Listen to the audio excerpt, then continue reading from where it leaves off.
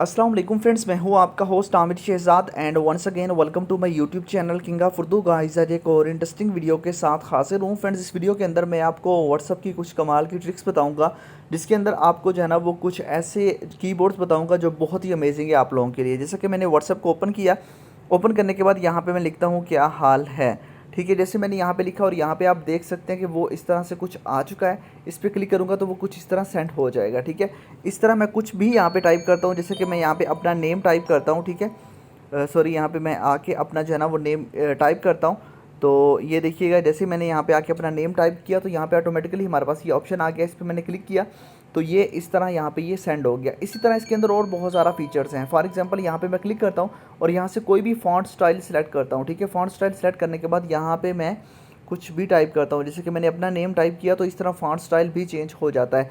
और बहुत ज़्यादा फॉन्ट स्टाइल इसके अंदर आपको मिलते हैं, आप उन सारे फॉन्ट स्टाइल को यूज़ कर सकते हैं।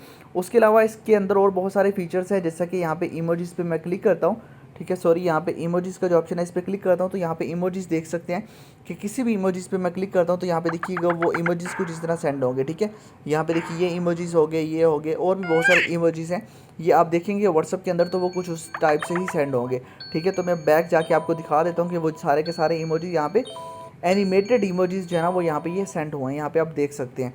इसी तरह इसके अंदर और बहुत कमाल के फीचर्स हैं। इसको आपने डाउनलोड कैसे करना है ये मैं आपको बताता हूँ। उसके अलावा एक और भी कीबोर्ड है, उसके बारे में भी हम बात करेंगे कि वो कौन सा कीबोर्ड है। और यहाँ पे आप देख सकते हैं इसके अंदर ये सारे का सारा इस तरह एनिमेटेड स्टिकर्स जो है ना इमोजीज़ यहाँ पे सेंड होते हैं।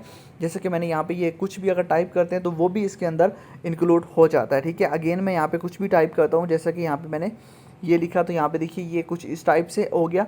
उसके अलावा यहाँ पे फॉन्ट स्टाइल का ऑप्शन है आपके पास, मज़ीद फॉन्ट स्टाइल आप इसके चेंज कर सकते हैं। तो इस ऐप को आपने डाउनलोड कैसे करना है, ये बेसिकली एक कीबोर्ड है।